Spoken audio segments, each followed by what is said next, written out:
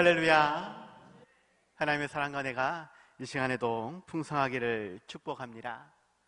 우리의 삶에 늘 아름다운 열매가 있기를 축복한데, 특별히 다음 주가 추수감사절입니다. 내게 주신 은혜를 따라 풍성한 열매를 맺고 감사함으로 즐거이 드리는 우리 모두가 다들 되시기 바랍니다. 특별히 시편 1편 3절에서 복 있는 사람은 그가 시냇가에 심은 나무가 철을 따라 열매를 맺으며 그 잎사귀가 마르지 아니함 같으니 그가 하는 모든 일이 다 형통하리로다 라고 말씀하고 있는데, 예수님의 신실한 제자가 되어 즐거이 사명 감당할 때에 철을 따라 주시는 은혜로 말미암아 모든 일에 형통함을 누릴 수 있는, 그리하여서 더욱 하나님께 영광 돌릴 수 있는 우리 모두가 다들 되시기 바랍니다. 1953년도에 어느 해 가을에 미국의 오리곤주 유게네라는 마을 회관에서 종교 영화를 상영한다라는 포스터가 붙었습니다. 그래서 마을 사람들이 회관에 모여서 즐겁게 교제하며 이 영화를 관람했다라고 이야기하죠.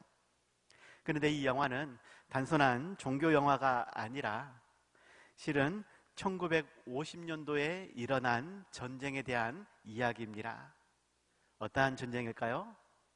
우리나라에서 일어난 6.25 전쟁을 미국의 오리곤주 유게네라는 마을에서 방영을 했다라는 것입니다.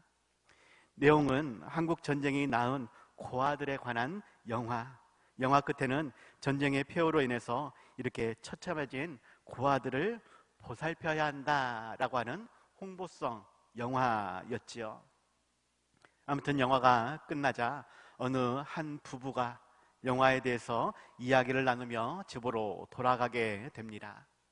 그때 두 사람은 우리가 가난한 농부라 이 아이들을 도울 수 없다라는 것 때문에 안타까워한 것이죠.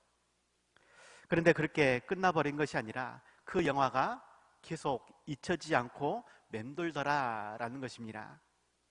그래서 결국 이 두 사람은 자신들의 땅을 팔아서, 가난하지만 그래서 땅이 얼마 없지만 그 땅을 팔아서 한국에 있는 아이들을 도와주자라고 결정을 하게 되어지죠. 그렇게 한국 땅으로 와 보니까 6.25 전쟁 직후에 정말 한국은 형편없는 그러한 모습이었고, 영화에서 보던 대로 전쟁 고아들이 헤아릴 수 없이 많았다라는 것입니다. 그래서 이 부부는 결국 고아가 된 8명의 아이를 데리고 미국으로 돌아와서 보살피게 되었다라고 하죠. 그런데 이 소식이 신문에 나게 되어지고 여러 단체에서 이 가정을 돕겠다라고 이야기가 된 것입니다. 그리고는 이 부부가 전쟁 고아들을 돕는 기관을 만들 수 있도록 기반이 다져지게 되어지죠. 그 기관이 홀트 아동복지재단이라고 합니다. 이 홀트 아동복지재단, 지금은 세계 17개 나라에서 활동을 하고 있고 우리나라에도 단체가 가입되어 있습니다. 주된 사역은 입양을 알선하고 소외아동, 청소년, 비혼모, 장애인, 저소득층 계층, 다문화 가정 및 지역사회 등의 전문적인 사회복지 서비스를 제공하는 그러한 단체가 되었다라는 것이죠. 물론 몇 년 전에는 안 좋은 일로 뉴스에 나기도 하였습니다. 그럴지라도 가난한 농부였던 한 부부의 헌신이 전 세계에 소외된 많은 이들에게 따뜻한 위로와 하나님의 사랑을 전할 수 있는 선교적인 거점이 되어졌다라는 것입니다. 우리 삶에는 봉사하지 못하고 헌신하지 못하고 여러 가지 안타까운 상황과 형편이 있습니다. 인간적인 관점에서는 어쩔 수 없는 그러한 형편이겠지만, 그럼에도 불구하고 하나님은 우리가 참된 그리스도인의 삶을 살아가며 이웃의 예수 그리스도의 십자가의 복음을 전파하고 또한 하나님의 사랑과 은혜를 나눌 수 있도록 그러한 것으로 열매 맺는 제자 되기를 하나님께서는 원하신다라는 것을 기억하시기 바랍니다. 오늘 말씀의 제목은 하나님께서 요구하시는 열매 맺는 제자가 되라라는 제목인데, 우리의 삶이 힘들고 어려울지라도 상황과 형편은 아무것도 맺을 수 없는 그러한 안타까운 삶이라 할지라도 그러한 삶 속에서도 하나님은 열매 맺는 제자가 되라 말씀하시는 뜻을 헤아릴 수 있는 우리가 되시기 바랍니다. 이것을 위해서 어떠한 삶이 수반되어야 하는지, 어떠한 결단이 있어야 하는지를 살펴보고 온전한 순종으로 아름다운 열매로 하나님께 영광 돌릴 수 있는 우리 모두가 다들 되시기 바랍니다. 두 가지를 말씀드리고자 하는데, 첫 번째로는 열매 맺는 제자가 되려면 말씀의 영양분을 공급받아야 한다라는 것을 기억하시기 바랍니다. 열매 맺는 제자가 되려면 말씀의 영양분을 공급받아야 한다. 오늘 본문 7절에서 말씀하기를 너희가 내 안에 거하고 내 말이 너희 안에 거하면 무엇이든지 원하는 대로 구하라 그리하면 이루리라 라고 말씀하고 있습니다. 너희가 내 안에 거하고 내 말이 너희 안에 거하면, 인간적인 것은 그 뒤에 부분에 무엇이든지 원하는 대로 구하라 그리하면 이루리라 라는 말씀에 더욱 마음이 끌릴 것입니다. 내가 바라는 것이 많으면 많을수록 더 이러한 말씀을 붙잡게 되지 않을까, 인간적인 마음은 그러하다라는 것입니다. 그리고 분명 하나님께서 말씀해 주셨기 때문에 이루어 주실 줄도 믿습니다. 하지만 기억해야 할 것은 이 본문의 말씀은 조건문입니다. 조건이 만족되어야 이루어진다라는 것입니다. 그 조건이 무엇이냐? 방금 말씀드린 너희가 내 안에 거하고 내 말이 너희 안에 거하면, 그렇게 되어야 하나님이 구하는 대로 주신다라는 말씀입니다. 너희가 내 안에 라는 것은 우리가 예수님 안에 거하여야 된다라는 것이고, 내 말이 너희 안에 라는 것은 예수님이 하신 말씀이 우리 안에, 우리 마음판에 새겨지고 우리의 삶에 그대로 적용되는, 우리의 삶에 가득 채워져야 하는 그러한 조건이 있다라는 것입니다.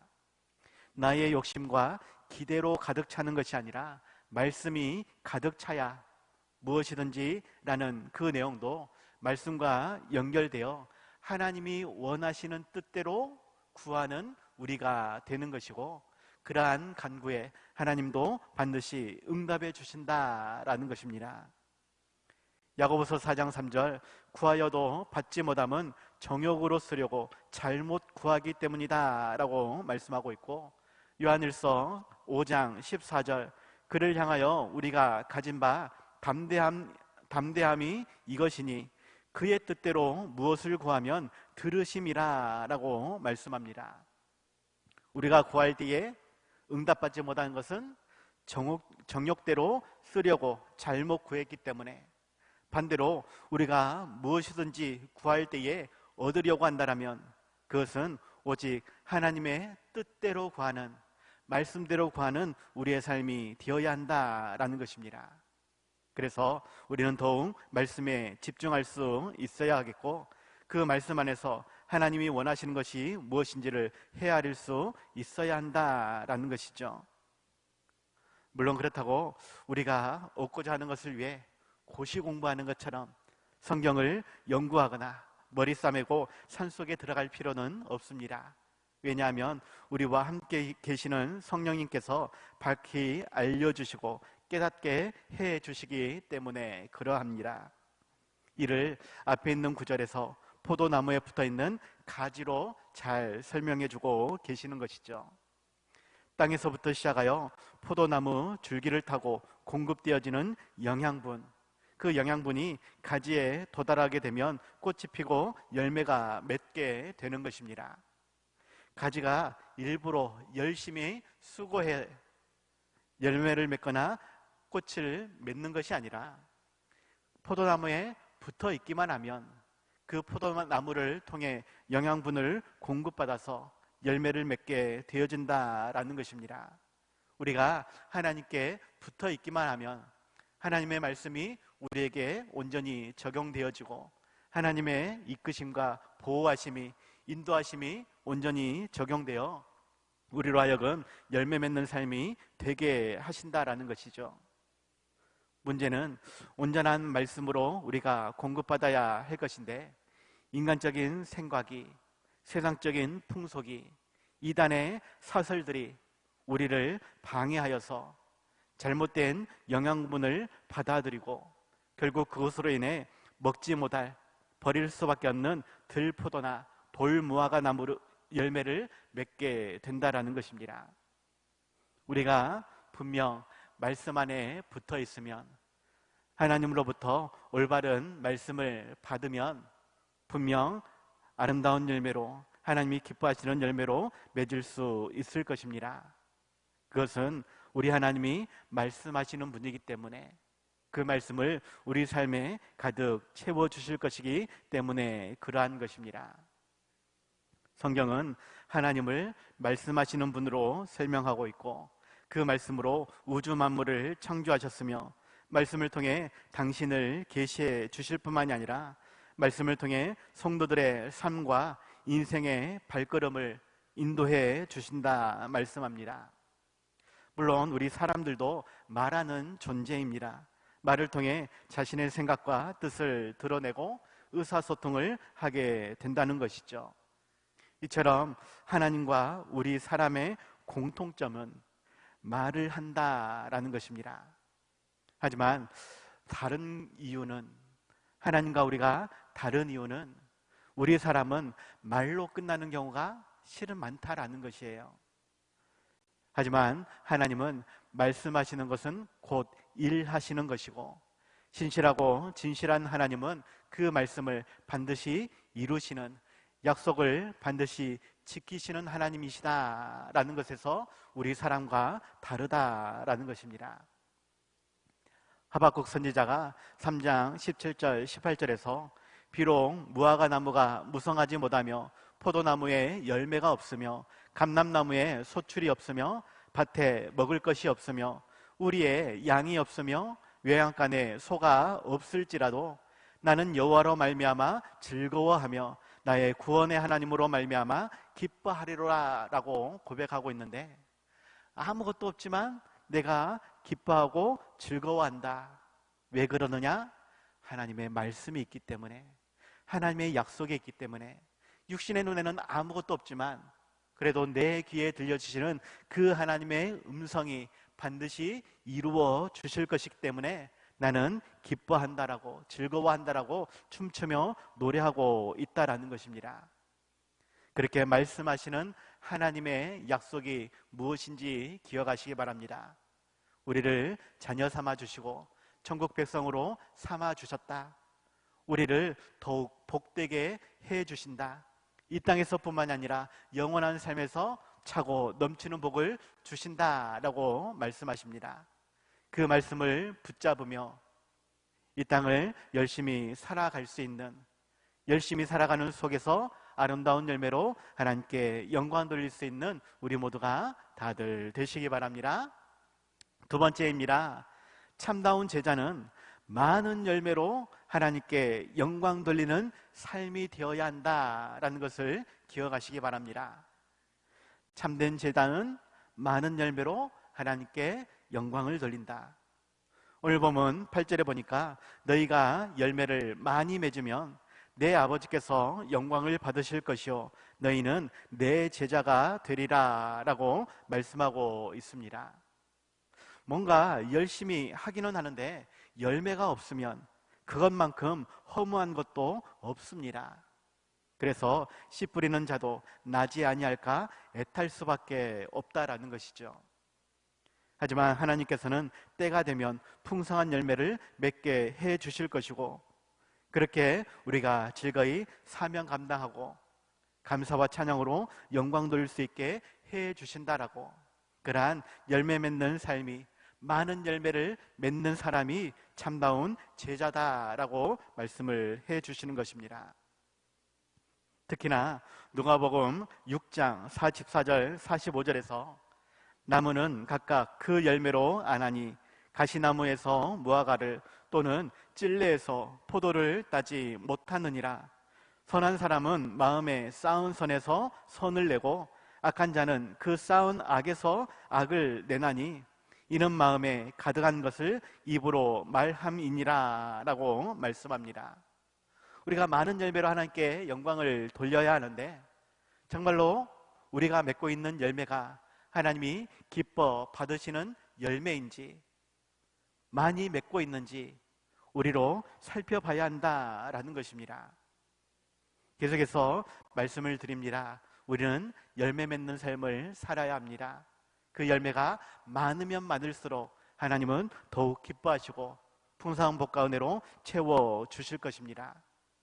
그런데 우리가 잘못 열매를 맺고 있지 않는지, 우리가 가시나무와 같은 찔레와 같은 그러한 엉겅퀴를 내고 있지 않는지 반드시 살펴봐야 한다.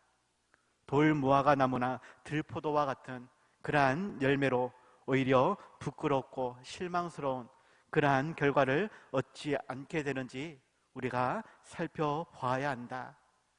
그러지 않으면 우리의 모든 수고가 헛되고 헛될 수밖에 없다라는 것입니다.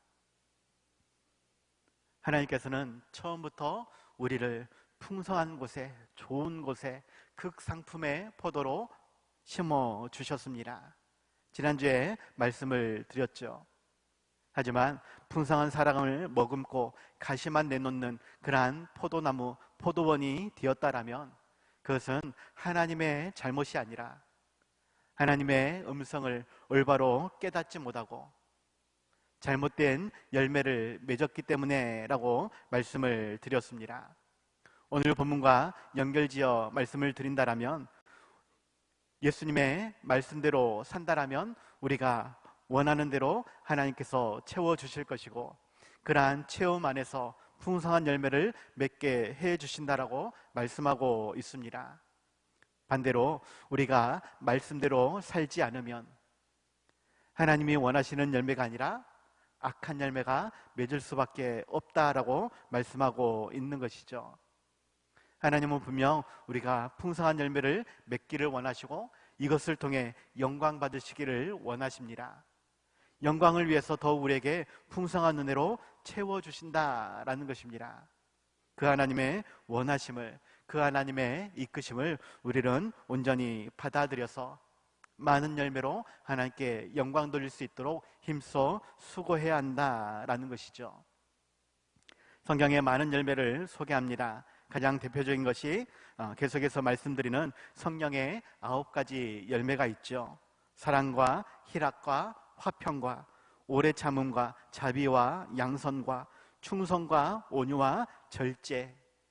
어떻게 보면 이것은 나와 하나님과의 둘 사이에서 맺어지는 그러한 열매일 수도 있지만 오히려 옆에 있는 성도들과의 관계 속에서 맺어져야 하는, 그렇게 맺게 하시는 그러한 성령의 열매입니다. 나 혼자 나를 사랑하고 나 혼자 하나님을 사랑하고 나 혼자 기뻐하고 즐거워하고 나 혼자 화평을 누리고 나 혼자 오래 참고 이것이 아니다라는 것이에요. 하나님의 사랑으로 내가 옆에 있는 성도를 사랑할 때에, 함께 기쁨을 나눌 때에 싸우지 않고 화평으로 오래 참음과 자비로 그렇게 함께 교제하면서 맺어지는 그 열매를 하나님께서 원하신다라는 것입니다.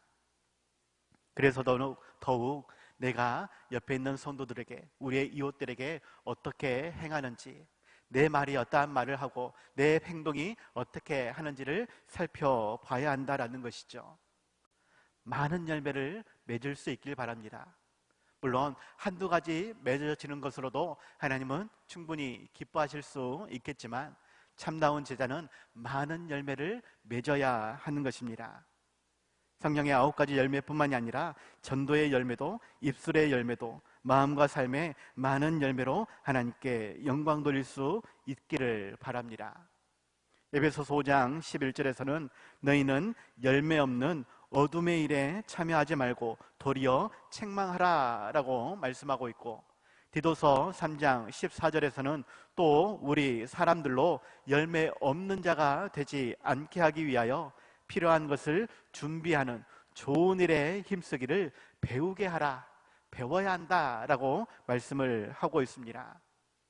어떻게 배워야 합니까? 첫째는 말씀을 통해 배워야 할 것입니다.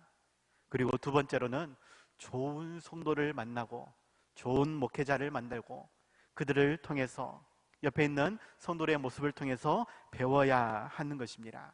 나도 저런 사람처럼 살아야지. 그러기 위해서는 리더자들은 더욱 선한 삶을, 선한 영향력을 끼치는 그러한 삶을 살아가기 위해 힘써야 할 것이고, 부족하고 연약한 성도들은 그러한 사람들과 어울리면서 그들로 은혜를 입으며 그들에게 물 들어갈 수 있는 그러한 삶이 되어져야 합니다. 그렇기 위해서는 더욱 함께 모이는 자리가 필요하고 더욱 함께 나누는 자리가 필요한 것이죠. 아름다운 열매 많이 맺을 수 있길 바랍니다. 그러기 위해서 내가 무엇을 더 감당해야 하는지 더욱 살필 수 있기를 바랍니다. 때를 얻든지 못 얻든지 하나님께 드릴 열매를 항상 예비할 수 있는, 이를 위해 필요한 모든 것을 준비할 수 있는, 배울 수 있는, 더욱 실천할 수 있는, 그래서 많은 열매로 하나님께 영광 돌릴 수 있는 우리 모두가 다들 되시기 바랍니다. 결론입니다. 우리는 예수님께 받은 사랑 안에서 온전한 열매를 맺는 삶이 되어야 한다라는 것을 기억하시기 바랍니다. 받은 사랑 안에서 온전한 열매를 맺어야 하겠다. 오늘 본문 9절에서 말씀하기를 아버지께서 나를 사랑하신 것 같이 나도 너희를 사랑하였으니 나의 사랑 안에 거하라 라고 말씀합니다. 하나님은 우리에게 하나밖에 없는 아들 예수님을 주셨습니다. 낮고 낮은 이 땅에 우리의 더럽고 추악한 그 죄를 용서하시기 위해 화목 제물로 보내신 것입니다.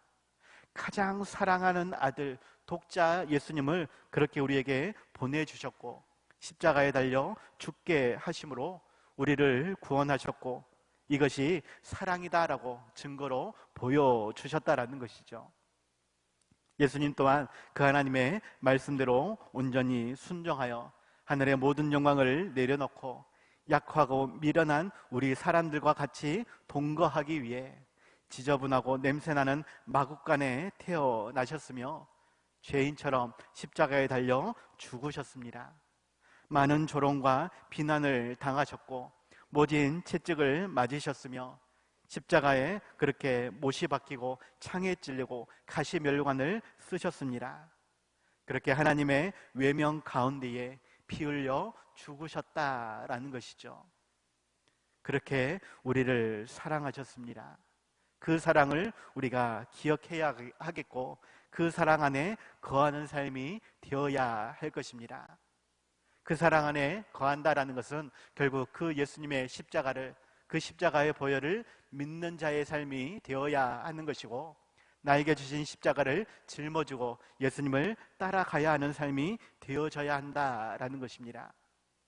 나에게 주신 십자가, 그것이 무거워서 버리는 것이 아니라 끝까지 짊어지고 가야 한다라는 것이죠. 문제는 나에게 주신 십자가가 무엇인지를 명확하게 깨닫지 못한다라는 것이에요. 그냥 조금 교회에 나와서 조금 봉사하고 물질 헌금 내고 그렇게 주일 왔다가 가면 내가 할 일 다 한 것이 아니냐라고 착각한다라는 것입니다. 물론 상과 형편 속에서 주일 겨우 한 번 교회에 나오는 것도 하나님 편에서는 잘했다 칭찬하실 수 있습니다. 하지만 그것은 십자가 지는 것이 아니다라는 것이에요. 정말로 십자가를 지려고 한다라면 나의 모든 것을 다 쏟아놓을 수 있어야 됩니다. 상황과 형편이 변명이 되는 것이 아니라 그럼에도 불구하고 더 순종하고 더 헌신하고 내 마음과 뜻을 온전히 돌이켜서 하나님의 말씀에 순종하는 복종하는 삶이 되어야 한다라는 것입니다. 그래야만 30배, 60배, 100배의 결실을 맺을 수 있는 것이고 그렇게 많이 열매 맺는 자가 참다운 제자다라고 우리에게 말씀하신다라는 것이죠. 하나님의 말씀이 무엇인지 기억하시기 바랍니다. 그 말씀에 순종할 수 있길 바랍니다. 하나님의 뜻이 아니면 돌이킬 수 있는 우리가 되어야 하겠고 끝까지 십자가 지고 주님 뒤따를 수 있는 우리 모두가 다들 되시기 바랍니다. 주님 말씀하시면 내가 나아가리다. 주님 뜻이 아니면 내가 멈춰서리다. 나의 가고 서는 곳 주님 뜻에 있으니 오 주님 나를 이끄소서. 뜻하신 그곳에 나 있기 원합니다. 이끄시는 대로 순종하며 살리니 연약한 내 영혼 통하여 일하소서. 주님 나라와 그 뜻을 위하여 오 주님 나를 이끄소서.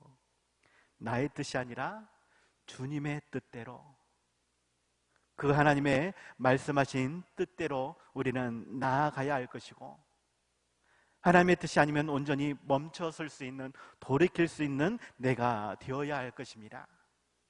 그것이 너무나 힘겨운 그것이 도저히 감당이 안 되는 그러한 순간이라 할지라도 하나님이 말씀하신 대로 온전히 순종하고 그에 합당한 아름다운 열매를 많이 맺어야 한다라는 것.